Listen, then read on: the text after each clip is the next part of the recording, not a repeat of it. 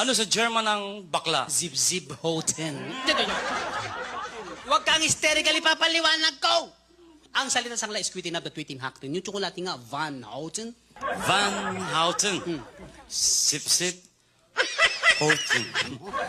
German ba yun? German yun. Parang naintindihan nila eh. Abay, nakarating rin ng Germany. Ibig mo sabihin ako lang hindi nakarating ng Germany? Bakit, may passport ba ang baboy? Wala. Why? Ayusin mo. Akong bahala. Ano sa German ang matandang dalaga? Matandang dalaga? Yan. Takot sa hoten. Anong takot sa ulo? Tatanda ba naman? Hay! Parang Tagalog talaga eh. Ano sa German ang matandang binata? Laylay na hoten. Bakit pa puro houten? Hoten haven.